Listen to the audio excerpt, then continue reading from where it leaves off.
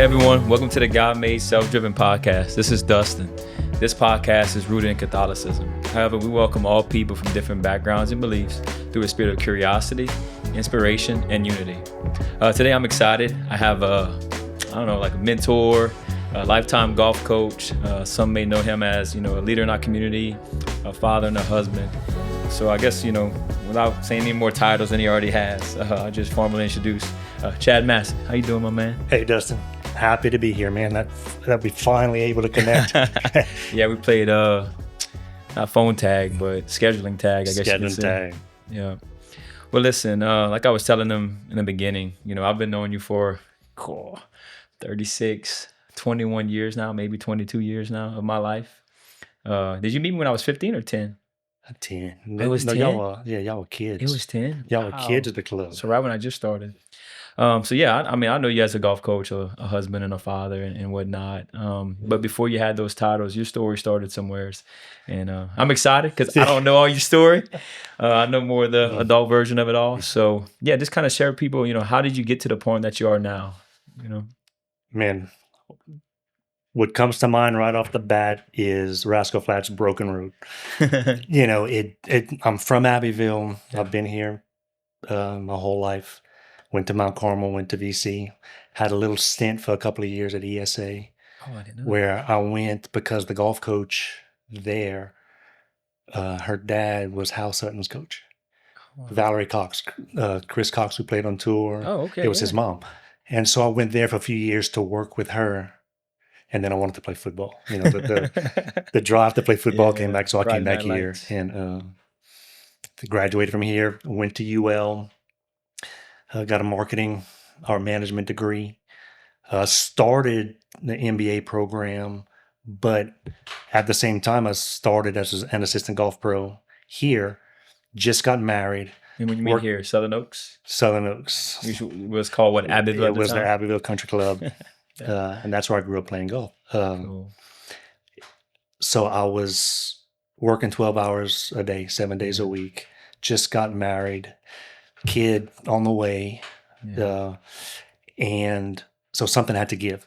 So I didn't stay in the MBA program, and I started working. Started as assistant pro in Abbeville, then became the head pro. I was there while we went from 9 holes to 18 holes, and then went to Acadian Hills and was at Acadian Hills until they decided to close it. And what year was that? Oh, God, that was 15. I went in 2000. Cool.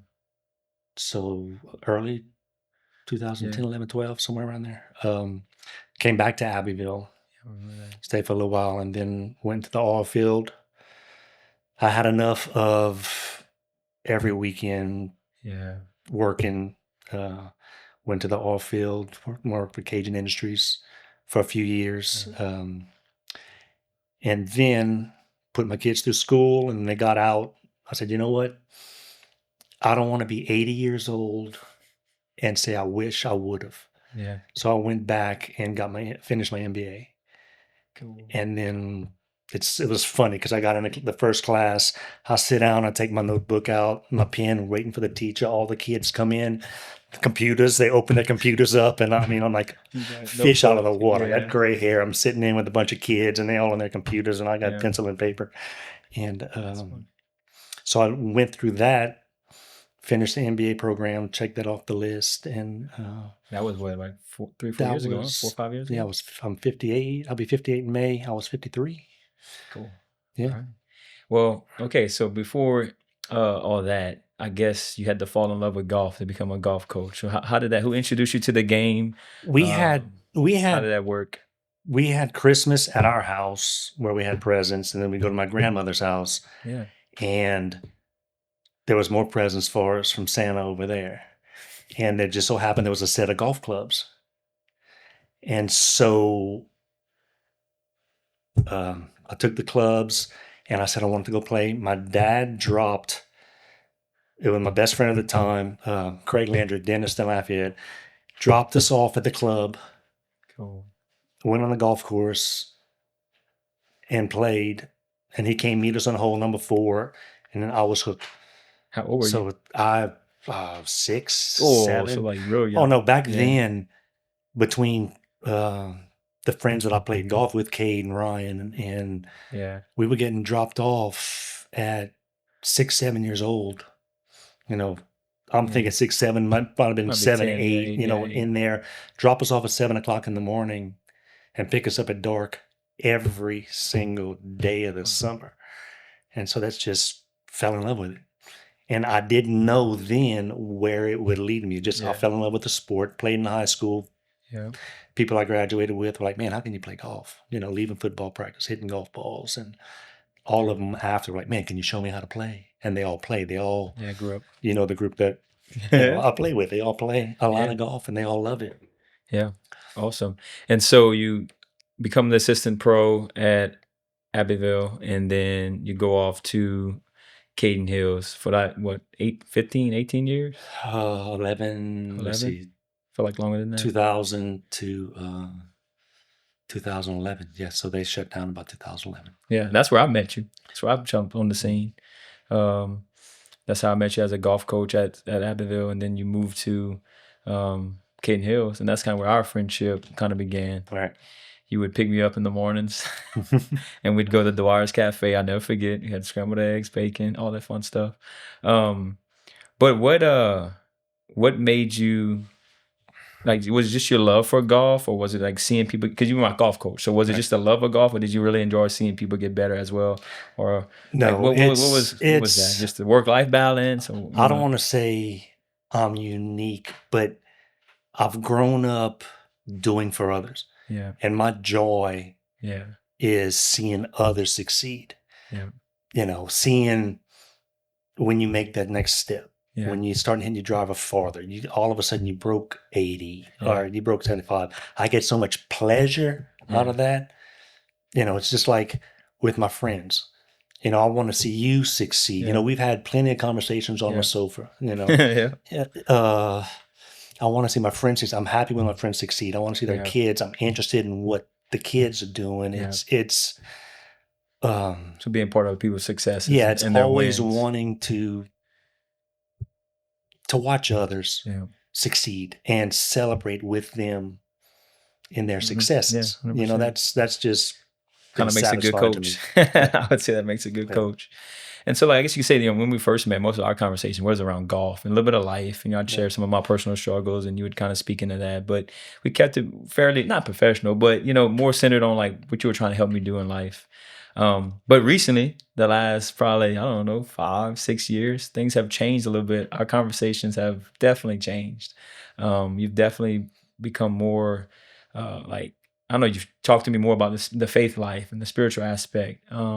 How was that growing up from childhood to now? Was that something that was just kind of there? It was always there. I would be the one to tell my mom, hey, it's Sunday, we got to go to mass. Oh, wow. No reason, no. Don't know why. Don't know why. And, Monsignor Mouton, I'm related to him up through my mom's side. Yeah. And so I'd see him and we would talk, and he would always be, Chad, are you ready for the seminary? And I'm like, I'm like, Monsignor, God has a plan for me, but it's not. You're right. That's not that. Yeah. And it's funny. He'd play on me. My brother's the one that ends up becoming a priest. Can't wait. And I told that to Monsignor one day. I said, look, you got one of us. You were right. You were right about something, just the wrong one. Yeah. And Bill was in the seminary. And I said, you got one of them. He looked at me. He said, he's not through yet. Let's not celebrate. That's funny. So it was funny. But it's like it's always been there. Yeah. And it's grown over the years. And it's grown more when Bill decided he wanted to be a priest. Yeah. He and I had a bunch of conversations, and then getting involved with Acts and brought it along. But my wife and I, we've always wanted to raise our kids in the faith and go to church. And that's what it is. It was there. Is there, well, you brought up your wife, so I guess we'll touch on that a little bit as we get deeper. Y'all met. How, I don't know, you want to share us how that happened? I don't know, like the timing of all that. I was working in the Abbeville Country Club Okay. in college at UL, Yeah. and I wasn't a golf pro yet. This is Oh before wow. this is Okay. before So golf pro. before you got hired. And yeah, I'm at UL trying to get in physical therapy school. And you know, I was always tomorrow, Yeah. tomorrow, tomorrow. So I'd get home, I got physics, I got chemistry, I got Yeah. biologies, Yeah. and freshman in high school, and I'm like, You're not worried about that. I'll study tomorrow. I'll study tomorrow. And so the grades were good, but the grades at that time, it was 4.0s Cool. that were getting into PT school. Yeah. And I wasn't close to a 4.0. So I'm at Abbeville Country Club, and I go to this rehab place in Lafayette, go to Access Rehab, where I was going to get hours, working hours while 100%. waiting to get in physical therapy school, finishing Yeah. school and applying and all. And Tricia was working there. She just started there. She was a speech therapist. Yeah. And so we just became Yeah. friends, just became friends, hit it off. And 30 years later, They always here say we when are. you know, you know. Did you have an idea? When I walked down the hall and I turned and they introduced her and she looked at me, I was like, wow. And it Yeah. just went from there. it just went from there. Okay, so you're meeting her, then obviously y'all get married. You're working at Southern Oaks. Yeah, I'm gonna call it Southern Oaks. Everyone knows where that's at now. You go to Caden Hills, whatnot. You spend 10, 12 years there, and then I guess we'll kind of catch up to more like present, in a sense, present moment. You saying it was your brother and stuff that kind of like sparked the faith walk. What else? Like, I know you shared some things with me, but like, not you participated in Acts recently. You became a leader. I mean, you've had people at your house. You've done Bible studies. I know your wife has participated in like Bible studies, extra things outside the church. Yeah, Well, you know, Tricia and I talked a lot about it, and we started with another couple of grown-up yeah, couples, yeah, a little group we called The Rock. yeah, And it wasn't on God telling Peter, yeah. upon this rock I'll build my church. Yeah, It was another Matthew verse where it's the the parable of the wise and the not wise builder. yeah. Build your house On rock, not sand. When the winds came and the rain, yeah, wind blew. Right. And so that's where it was from. And what we would do is we would get young couples and talk life with them. Not, and I'm going to say it's not what the church teaches as marriage counseling. It was real life. It's, hey, you either got to buy diapers or you got to buy food. What happens when you lose a job? Your spouse loses a job. All the real life things that happen. One of the things that we talked about and everybody was kind of shocked was about women going through postpartum depression, and that it was okay to not want to be a mama, to not like your husband. It didn't mean you didn't want to be married anymore, but the women's lives change. The husband's lives don't change as much in the beginning because all the baby wants to do is be with mom, be with mom, be with mom. And so it's okay. There was real things like that. Like it's okay to have those feelings. It doesn't mean you want to get a divorce, and you can't share them with your husband because then he's like, well, what am I doing wrong? What? But it's just life lessons like that. Just real. But what do you do? How do you handle to give them a foundation of, look, struggles are coming. And I always say, if God came down to earth and he went through more pain than any of us will ever go through, how can we expect to get through life without having any pain? And when do you learn? You learn the most when you struggle. You fail. Now what defines you is when you fail or when you fall down, do you go away or do you get up?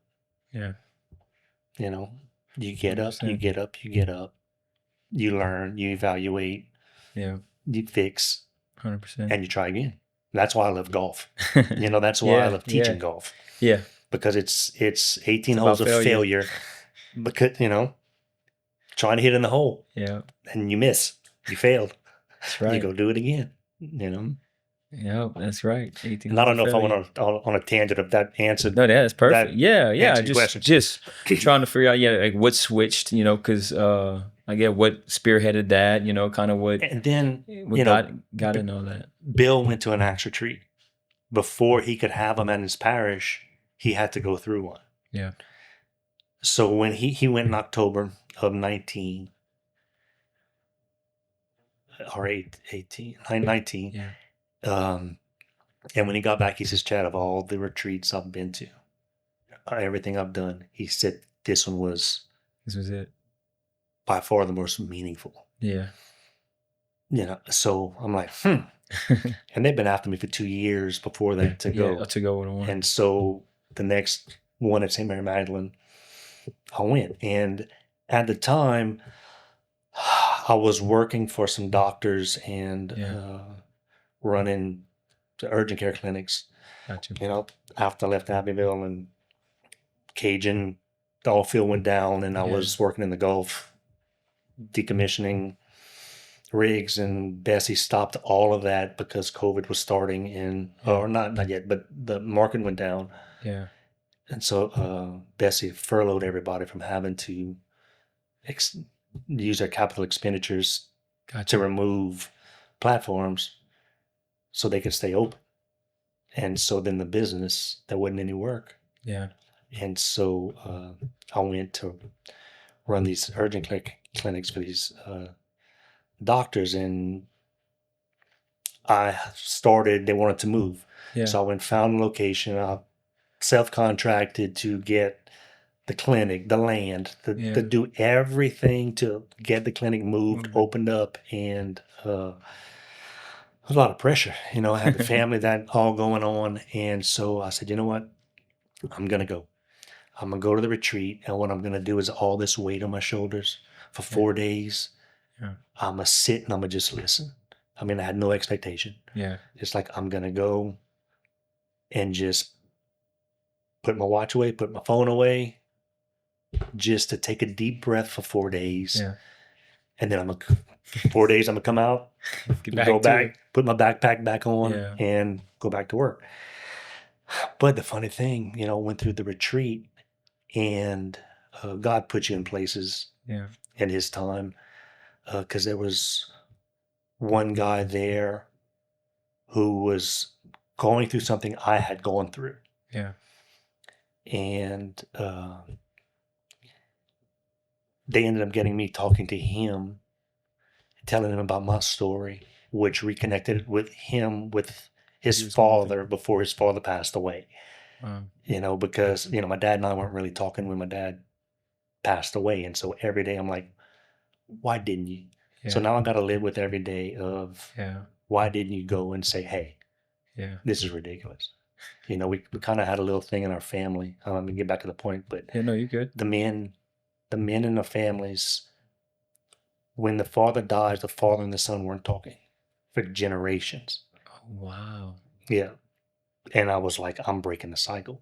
I am breaking the cycle. When something happened, and we were talking, but we weren't had the same relationship, and he passed away. And then I was like, man. Wow. So that messed with you. That messed with me, and I was able to help this kid through that. Not do that, Then went through the retreat, and then when I left, it's like all that weight never came back.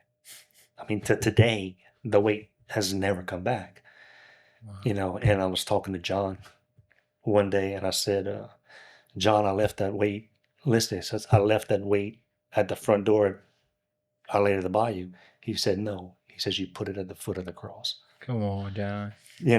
John. Typical comes John. up with this stuff. Yeah. And, praise God. And so from there, it just escalated. Yeah. My faith. I was like, man, this didn't come back.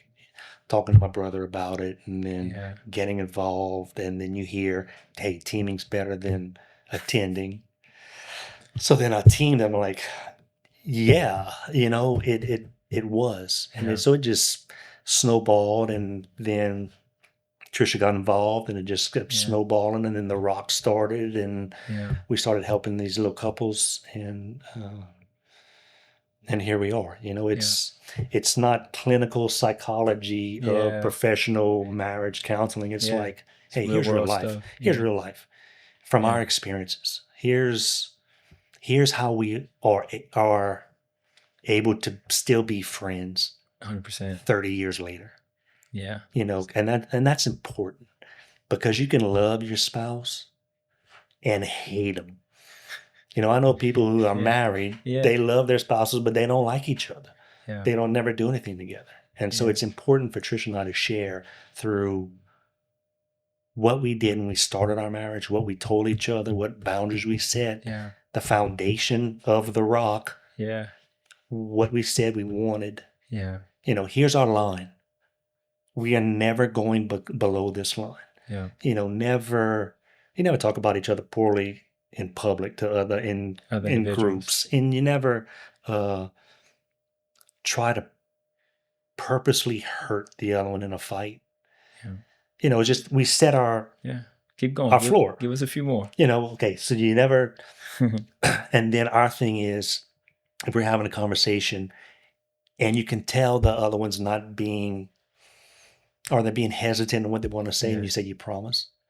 You promise there's not a problem?" If we say you promise, and you say you have to tell what's going on. You have to tell what's going on.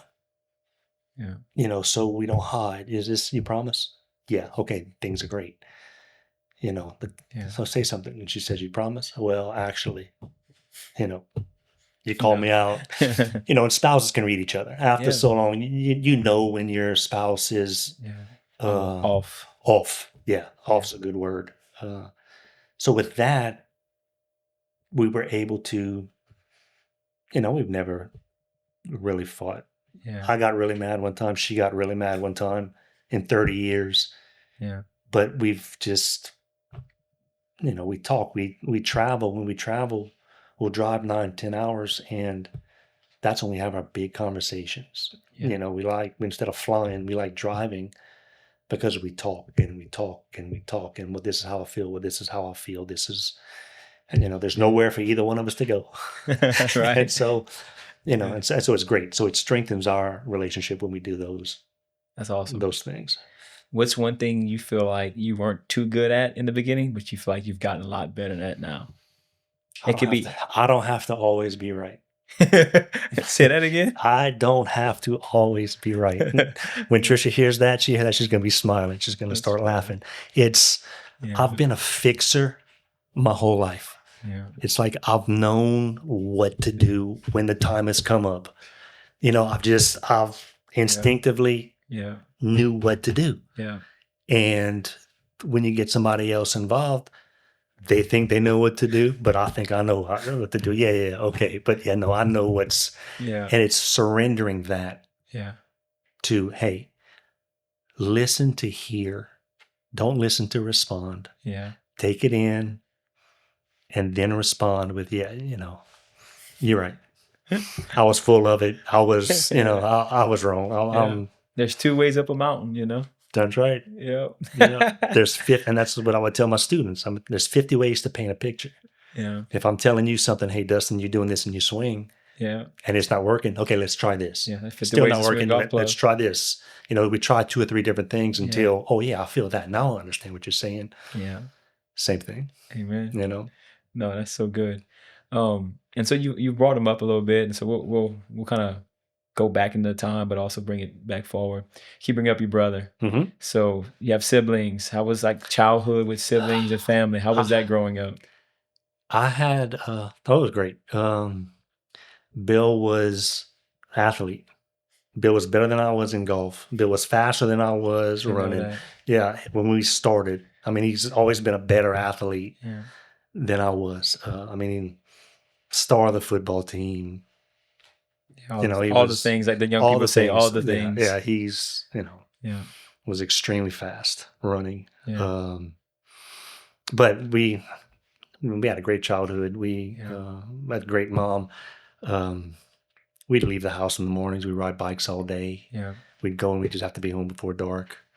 Getting a little trouble here and there, but I have a mom that's a saint. I have a sister, who just passed away that we can talk about that had Rett syndrome, and for people that don't know what it's a chromosomal disorder where there's different levels, like all the other like Downs, and then there's different levels, but she died at 56, 57, and she had the brain capacity between a 2 to 5 month old baby her entire life. So she was 100% dependent on us to live. I mean, she couldn't feed herself, she couldn't talk, she couldn't communicate. I mean, she was an infant. But and she was in homes from Colombia up north, and then she was at the Civitan at Acadian Village. Wow. And then the most recently, she was at a nursing home here until she passed away. But growing up, my mom was tending to her a lot. I mean, she was also tending to us, but because when Catherine was at the schools, we were home. She was even in New Orleans. But we had a normal childhood, played baseball in baseball season, played football in football season, played golf season. And I've always known you as a highly disciplined person. Do you think that had a little bit to do with because your mom had to take care of your sister so much, you and your brother kind of had to do more, or I don't know. I just I don't know if you've always been like that, but ever since I've known you for 23 years, you've been highly disciplined. Yeah, I don't know if I was that disciplined as a kid. Gotcha. I see. I just I don't know. I don't know if the military, when I went to the military, if that made me more disciplined. When did you go into the military? I went in. I was at UL, and I was paying for my own school. And me and a couple of buddies had a good idea of, hey, let's go to the National Guard. And, if you go for a few months and you come back and you drill once a weekend and you get college paid for. Yeah. So I was like, great. Next thing you know, we have a meeting, and it's boys were getting deployed for Iraq. For the first Gulf War. I was like, wait, what? And so, I got activated. What was it, 89, 90? For the Gulf War. I stayed and trained. I was a mechanic. I wanted to be a mechanic. I wanted to do something. I didn't want to go and be a grunt and be on the front line shooting. So I went to be a mechanic. And so I stayed at Fort Polk working on vehicles because they were training at Fort Hood, and they were breaking trucks and breaking everything. And so we were fixing them, and in the middle of the night they'd wake us up, hey, go change an engine in a tank. And I guess there is when really, I've been disciplined in some things, but that kind of brought it all together. Gotcha. That's all I know. If you wake up 3, 4 in the morning, go work out, pick me up, go there's stories behind that about one, having Crohn's. I've come close to dying a couple of times. I felt like I was dying. One time when I first got diagnosed, I had that gray look that people get before, and lost a lot of weight. I was lighter than I was when I graduated high school. Cool. And when were you diagnosed with Crohn's? How old were you? I was 30. Wow. And so I felt really bad. So having Crohn's makes me hey, I don't want to feel that way again. So I get up early. I start my day, get up at 4, go to Reds, work out. The hardest part of my day, get that done. And it's just because I don't want to feel that bad again. And then the other part of it is too, and I guess this is where some of the discipline comes into, is I watched my sister in bed for her entire life, or sitting in a wheelchair in a room, not being able to do anything. And so it's like, you know what? She would give anything to get out of that bed and do something. what are you doing being lazy? What are you doing not getting up? What are you doing what you're thinking is hard, you don't want to go do? She would give anything to get up and go do. And you know, So that pushed me. I mean, that really yeah, pushes me still a today. lot. And once we put it on hospice, I had a hard time because I was like, man, I don't know if I've done enough. I mean, you and I talked about Yeah. that. It's like, you know, have I done enough? Yeah. Have I really fully appreciated my able body Right. as much as I should have in my life? Right. You know, you come face to face with those moments, you take a lot for granted. When you can get up and go and move and do, you take a lot for granted. And then when you see that, Yeah. you know, it's like, oh. So I mean that's been a driver of mine Yeah. for a long time. And that makes me, you know, appreciate friendships. Again, when I go back Yeah. to saying, you know, having a conversation with you. You and I have had many conversations where 6 months later we'll talk and I ask you about Yeah. what we talked about 6 months Yeah. ago. 100%. Yeah. You know, how many conversations do people have Yeah. that it's just a, hey, what's up? Hey, no, Yeah, what's it's going very on? superficial, It's yeah. it's superficial, but Yeah. it's I try to have conversations with everybody, Yeah. and I tell people, look, you have a conversation where you listen, you hear, Yeah. and next time you see the person, ask them about what you talked about the last conversation. Yeah. Yeah. You know, be a friend. You know, Yeah. Show that you were listening. Yeah, be real. Yeah. You know, be excited for them. Hey, man, you were about to do this last time. I mean, Yeah. you know, when you, I don't know if you remember this conversation, when you graduated college, Oh yeah. and I said, what'd you get your degree in? And you told me, what did I say? What was my next sentence that When you came out get of your my mouth? master's. When you get your I master's. remember that. Yeah. I was like, whoa, Yeah. dude. Yeah. I was like, So when you get your master's, I said, what you gonna do with that degree? When are you getting your master's? it's like, whoa, dude. You know, Yeah, it's what, 8 years later we did and it. then 8 years later we did it, and then It's you know, crazy. and you said, I'm doing it, you doing it. I know, And right? So Yeah, exactly. Yeah, then you did it. And I did. That's true. Yeah. I forgot about that. Yeah. That's so good. Yeah. You know, so it's that. It's Yeah. you know, we here for such a short time. Yeah. It's make the most of Yeah. the time, and it's just I guess I'm in tune to it a little bit more because of my sister. Yeah, 100%. You know, just I could say that for myself in my own weird way. Like, you know, you know, I mean, y'all have seen me kind of break down around this woman already, but totally different situation because my grandmother was 93 years old. It was time for, you know, we got to go eventually, you know. But the last 3 or 4 years was like bedridden, you know, like debilitating. And you saw what she could do and not what she could not do, and how much she needed me and the nurses. And yeah, like when you see that every single day, like I only got to see it for 4 years. You know, you're talking 56 years. I'm not the same person I was, you know, whatever it was, a year and a half ago, you know, caregiving for her. I'm not, you know, I'm just not. and I'm not the same You know. person I was before my sister died. Yeah. To the day she died, November 1st, All Saints Day, she died. Yeah. Wow. We And talked about that. yeah, and you know, I've pushed a little bit more. Yep. I mean, little things like Yeah. be in a gym and I don't feel like going It's an finish extra- my workout. Nope. I'm doing this for Catherine. Yeah. You know, and I go and I finish. And when I don't want to do something, nope. It's so I've pushed Yeah. a little bit more for her, you know, just Yeah. because, and this is something that I hold on to. 56 years of life and never committed a sin. Yeah. You know, so she's a little angel up there, and Yeah. somebody said, man, I'm praying for your sister soul. I said, no, pray to her. Yeah. That's right. You know, she's been baptized. She's fast-tracked to fast God's track lap. straight there. You know, when she got up there, they said, hey, look, Y'all go ahead, clear the y'all street. part. We got a zip line coming straight Yeah. through. And so, And I think, you know, I'm gonna get on my little soapbox here. I think that is the beauty of redemptive suffering. You know, like we don't like to sit in that because it don't feel good. Right. You know, like that seems highly unfair, and it is highly unfair in a sense. You know that she had to go through that, but the promise of that is what you call that one-way ticket. You know, first flight First ticket, class- yeah, first first class class ticket. ticket.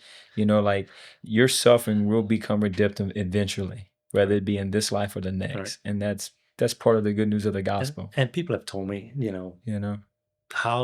why do you think God made her like that? And I'm like, look, we're all here for a reason. Yeah. And here's the thing about Catherine. She would look at you, and she wouldn't look at you. She would look into your soul. Yeah. She had big brown eyes, and she'd give you a little smile. My brother and I were talking. It's like she probably got more people to heaven than he and I combined. Just not being able to communicate, but she would look at you, and every time she'd look at me, she would look through me. She would see my soul, and she'd give me a little smile. And I'm like, yeah. And we don't know if she knew us, if she didn't know us, but we get a little smile out of her when she's looking at you and you fell in love with her. I can tell you the people that all her caregivers from when she was 2 or 3 years old just all fell in love with her. She just look at them in a trance and smile and just change hearts. So I read a book recently. I think it's called like The Art of Redemptive Suffering or whatever. And there's a society. I don't know if it's not in the States. It might be like in Europe. It's a society of lay people and nuns. Well, I think it's just lay people. That this society are bedridden individuals, and they get part of this like lay apostolate, and their only duty is pray and intercede for the whole world and everybody for marriages. And this book was saying they've probably brought more people to heaven than any missionary anywhere ever has. I watched it. I believe it. I mean, and I can tell you some stories, and I don't know if we have time. We'll get into it or not about where I have seen, have experiences, that I know God is there. That I've in her life, just in life. I've had one with her, and I mean, I'll tell you if you want to know. It's about, I don't know, about a year and a half, 2 years ago, I guess now, she had stones in her bladder and she had stones in her kidneys. And so she went to the hospital, and that was part of it. She was in the hospital a lot, and she's in and out of the hospital with different issues with what she had. And they blasted all the stones and all, and she got back to the nursing home, and she had a UTI. The urinary tract infection. And I would go on Monday mornings, and I'd take my ear pods. I'd put one in her ear and one in my ear, and I'd play the rosary. And it's in her ear, and she's lying, and she'd look up to like, where's this coming from? Not realizing, but we would just do the rosary. Yeah. Well, she had this UTI, and she wasn't doing good, and so after we prayed and said the rosary, and I said a prayer. I said, Lord, I said, give me her suffering. I said, she's been bedridden for 56 years. Let her be in peace. Give me her suffering. And we say that. Yeah. We say that often. We just say that in passing. Passing, and not thinking realizing the power of our word. Yeah. We're being like righteous. I'm being righteous. I'm being good. God, give me her pain. Well, my wife and I are going to Nashville that week, and so Thursday we driving. I'm like, man, I don't feel good. Tricia's like, what's wrong? I said, I don't know. I said, I just got pressure in my bladder. I don't know. I've never felt like this before. She said, She says, you might have a urinary tract infection. I said, no. Ain't no way. I said, no. I said, I've never had one of these in my life. I said, that's not what it is. So we get into Nashville, and I'm still not feeling good. And we wake up the next morning. She says, we're going to Walgreens, and we're getting a test. At noon, I took the test. Sure enough, stick was glowing. Cool. I had a urinary tract infection, so I got some medicine and stuff there. Still didn't put the two things together. I'm in Kid Rock's bar, shivering. I'm starting to think, I wonder. And so I said, okay, God. I said, if you gave me this, okay, I'll carry it. I said, but I'm not going to sit in the hotel room in Nashville for 4 days. So, I'm freezing in the bars, and I'm not drinking and all, but so we go through the weekend. Monday, we're driving home. I said, let me call Mom. So I called my mom and said, hey, how's Catherine? She said, Chad, is the weirdest thing. She said she was feeling bad all week, but at noon on Friday, she got better, and she's been better ever since. Shut up. Yeah. Come on, man. Yeah. And, with the path that I've been on, I believe. Oh, 100%. And, you know, and Bill did one of his homilies. His Christmas homily was his story about his brother and his sister and that story. But, okay, so that happened. So the big thing is, if it happens again, what do I do? That's where the faith comes in. Yeah. If she's, I know God gave me her suffering because I asked for it. Yeah, right. Do I ask for it again? Right, yeah. Yeah, like, you know, knowing that, oh, shoot. Yeah, he gave it to me He gave it to me once. Yeah. You know, and it's, you know, it's like, no, give it to me every time. Yeah. You know, give it to me every time and let me. Yeah, you love it. Because when it happens once, yeah, you know, it's like, great. Okay. But then, yeah, okay, well, that was cool. You know, hey, there is a God, you know, but the next time it comes around, it's like, oh man, yeah, exactly. You know, do I want to carry that cross again far? Yeah. And I talked to one of our friends about it, and he says, no, he says he wouldn't give it to you again. Right. But, right. You know, even though you'd ask for it, correct. You know, that's just not how he works. That's not of God either, right? Sickness and death and disease, that's not of God. Like we kind of misunderstand that sometimes because we live such a world full of sickness and disease. We're like, oh, that's part of God's plan. Actually, originally was not part of his plan. It's an evil, you know. Well, awesome, cool deal. Well, now we get to like some of the fun stuff. Okay. I say fun stuff. It's not really that fun. The hardest thing you ever went through, and how did you overcome it? The hardest thing I ever went through. And how did you overcome it? Man, I don't know. I really. Yeah, I don't know either. Yeah. I wouldn't know either. You don't know. Yeah. You know, I've been blessed. I just, you know, I could say my parents' divorce. Yeah. You know, I thought it would be the end of the world. Yeah. But it was a blessing. You know, because at some point there's just time to part ways. There's something healthy and something unhealthy. You're living in chaos. Yeah. You know, if the parents are fighting, they had a divorce, you seeing fighting, you seeing chaos, you're scared to come home. Yeah. You don't know what you're gonna get when you get there, to everything being peaceful after. Yeah. You know, that was tough. I was 12, I think. And so you think it's the end of the world, but it you know. Keep going. You know, it's never the end of the world. Is that something that you and Tricia also decided together?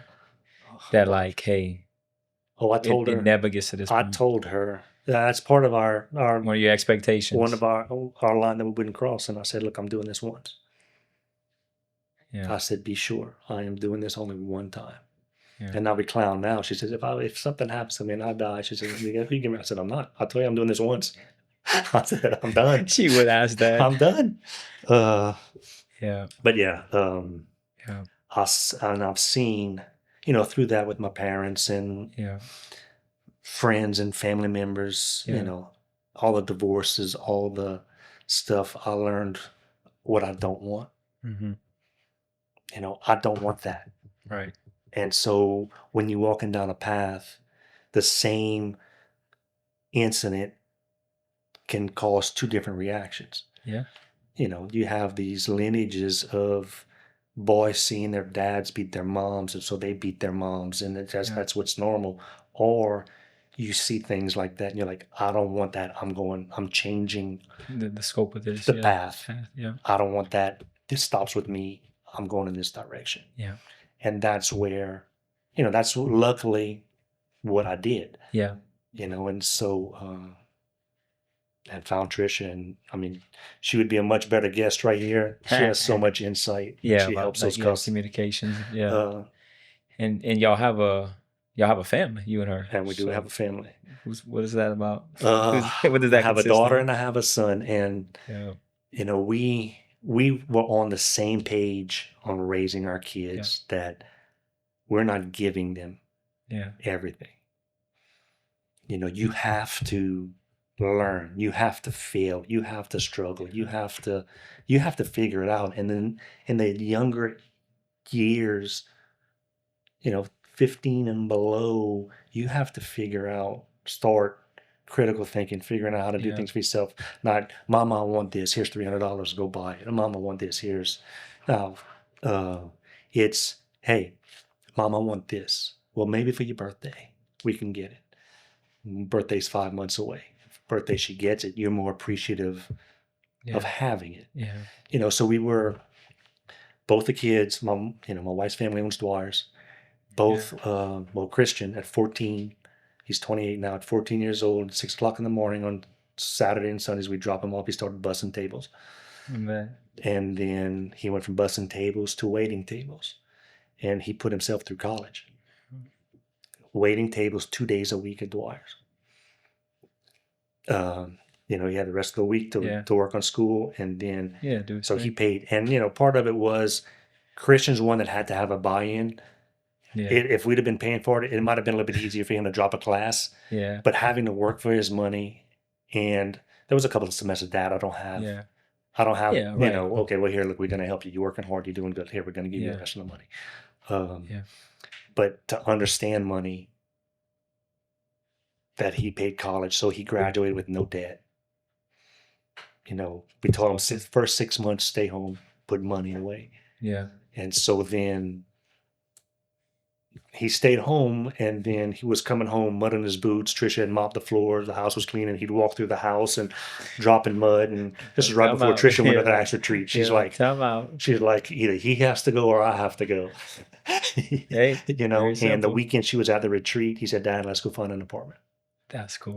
Yeah, so we went and found him an apartment, and now he's he works at Fence to Maker. He's working in the in Monroe on the Meta plant. He's out there. He's home 3 days a month. Doing well. He is. Yeah, he's killing it over there, doing very, very well. And then Caitlin was a little bit different. The athlete. Caitlin started like Christian and I. Yeah. And I hope we have time to get into that. You're good. About being present and being there. Yeah. There's two different things. Christian wanted to do Taekwondo. So he started doing Taekwondo, and so I was there, and he said, Dad, do Taekwondo with me. So I started the Taekwondo with him, and then he got his black belt, I don't know, a few months before me, and he's 12 and I'm 40, and I got to call him sir in class, That's pretty cool. Yeah, it was cool. And then with Caitlin started, she would see this. Part of it was she would see Christian and I winning trophies at tournaments, and I won a trophy, and she was in dancing. And I said, look, you're not going to get trophies in dancing.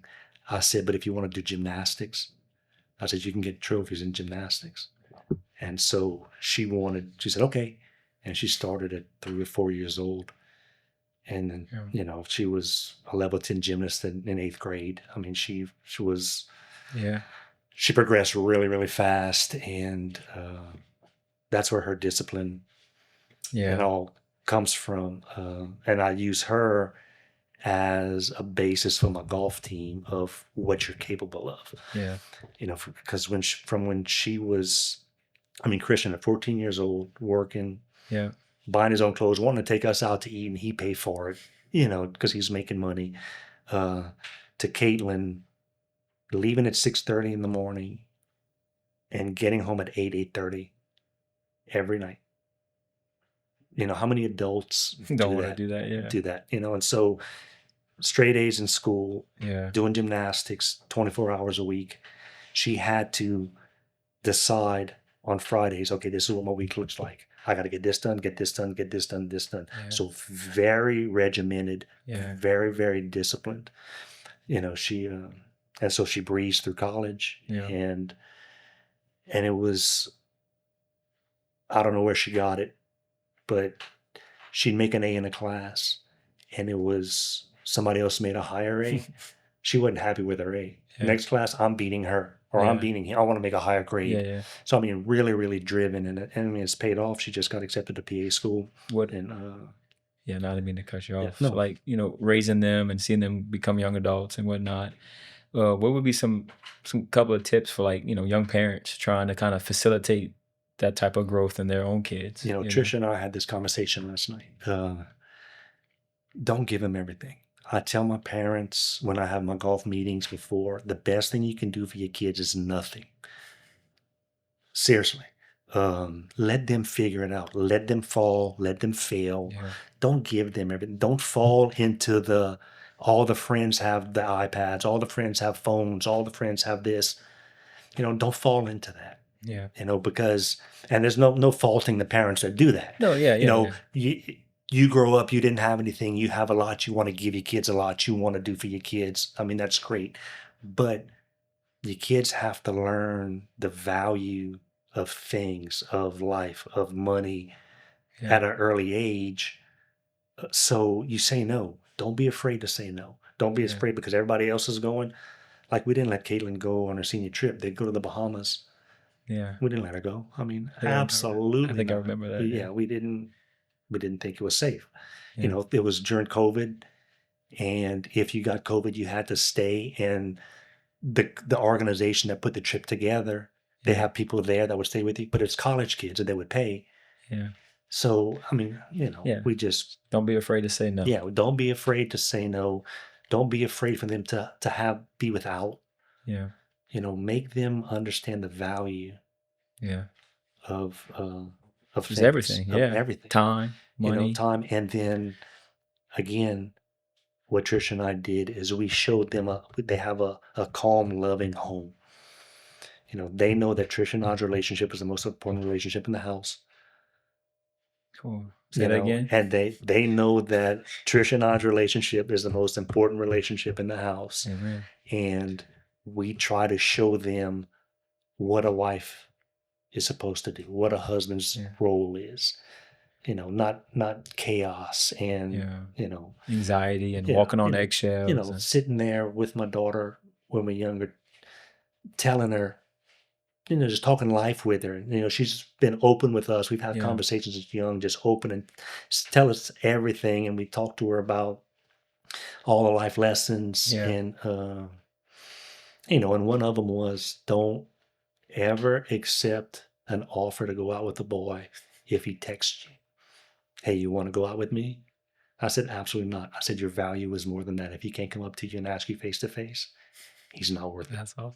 Definitely Chadism right there.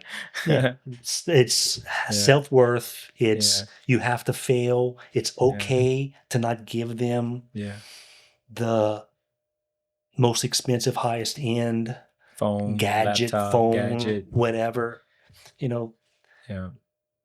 because that's the formative years when we figure out if a parent does everything for kids, and I see it, and I tell my parents and my golf teams, being a golf pro for so long, I can tell the kids whose parents do everything for them compared to the kids who had to do for themselves. I have kids on my teams that they were paying for lessons with me out of their own pocket. That's crazy. They progress faster than the kids who just taking would get everything. Because when things get tough, and here's a big parenting thing that I believe in, if you don't arm your kids to have successes on their own, when they fail, they're not going to know how to recover. And for me being a golf pro, I can see the kids who get on the golf course, they start hitting it sideways.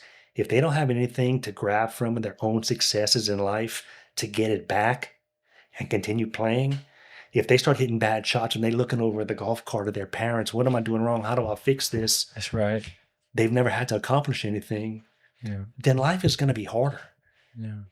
So as much as we want to do for our kids, the best thing we can do is nothing. It really, and look, that's cool. I like to say that's mine, but you know where I got that from? Nick Saban. Oh. I watch a lot of Kobe. I watch a lot of Saban. I watch a lot of these leadership guys. Stuff. And Saban said, one of the best things you can do for your kids is nothing. I think I've seen that clip before. And, I have college coaches that call me and they don't ask me how the kid's playing. If a kid is playing good, the college coaches know they're on the radar. Right. What they're asking me is, can they wash their clothes? Can they write a check? Do their parents do everything for them?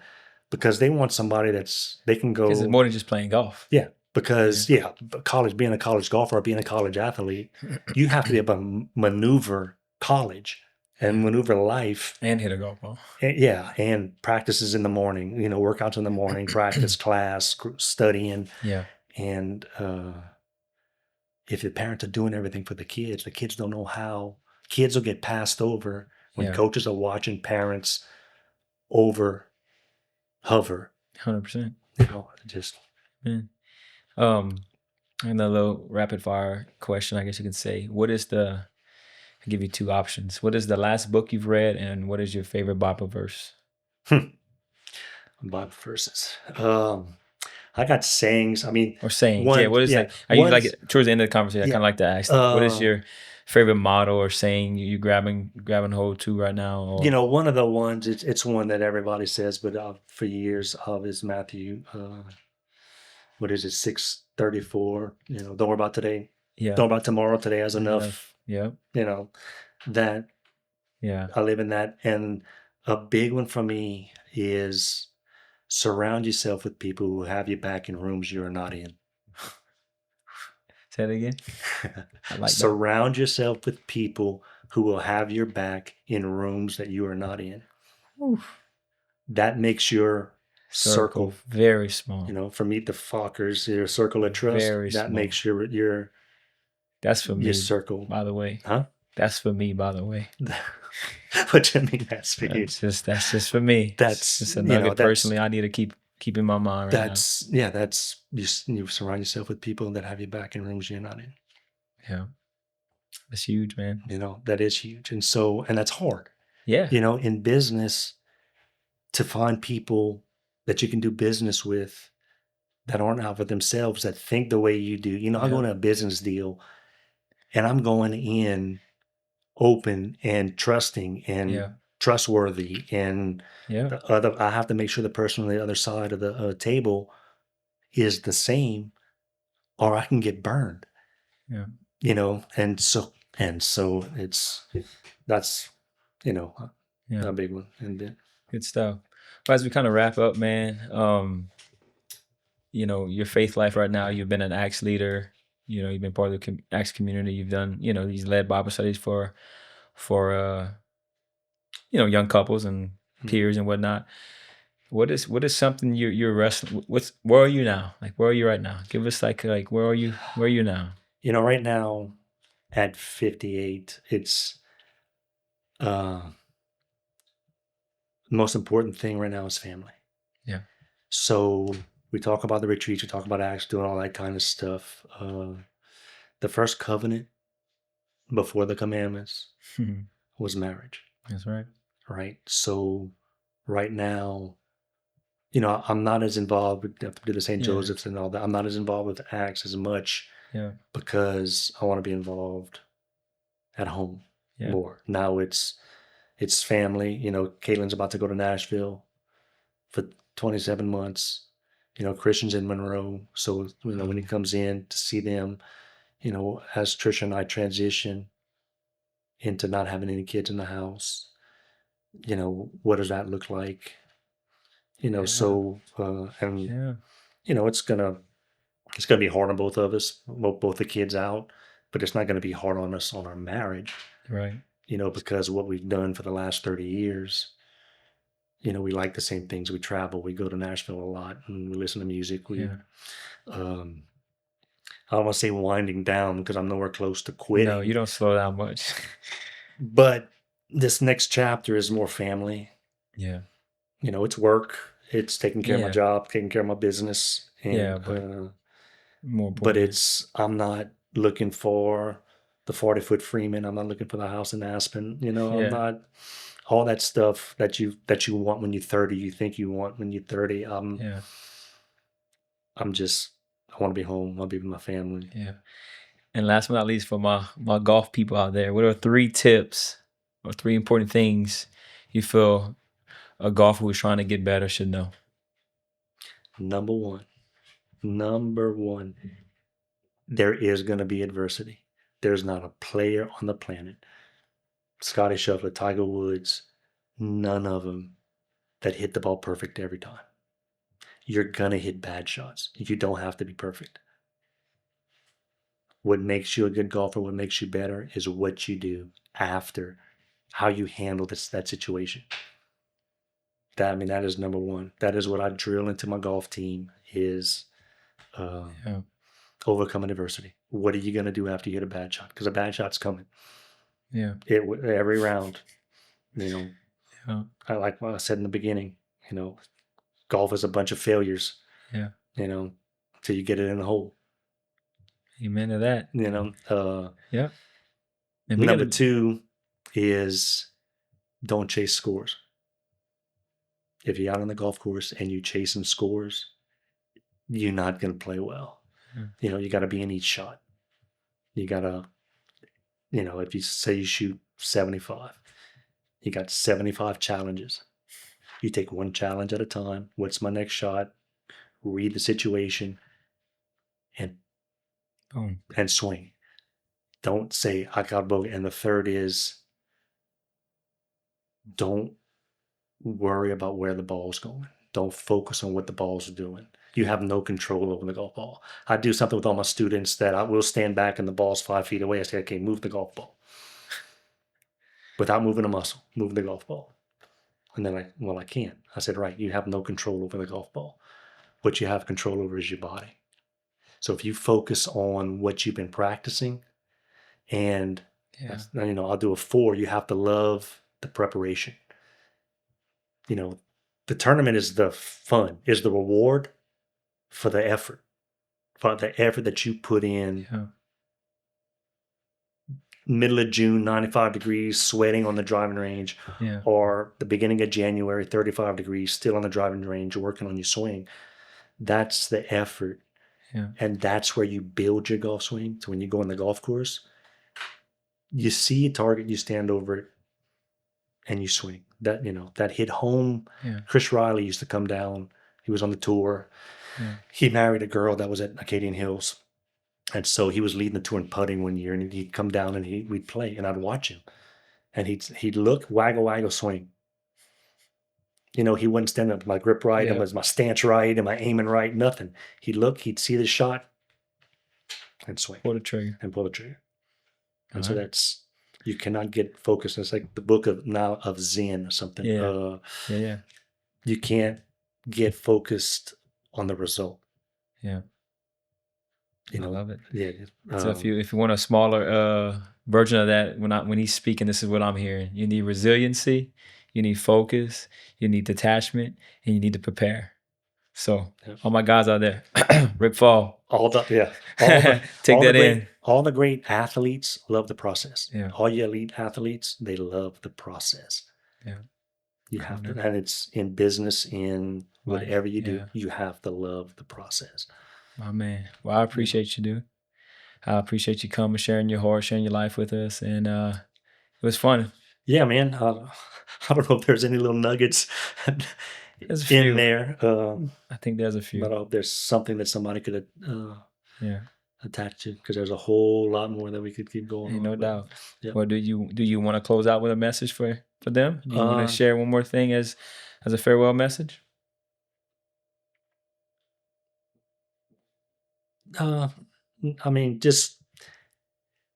Just always remember that Jesus, and I've been wrapped up in this a lot, about really focusing on what Jesus went through, the pain and suffering that he went through, that we will not go through that. Right. That we're going to go through hardships, we're going to go through hard times, but nothing we can do equals what he did for us to be in eternity. Amen. So he's going to get us through. He is going to get us through that. And it's never the end of the world. As bad as you think things are, there's somebody out there that wishes they had your life. And all the people said, Amen. Appreciate it, Chad. Yep. Thank you, my man. Yep.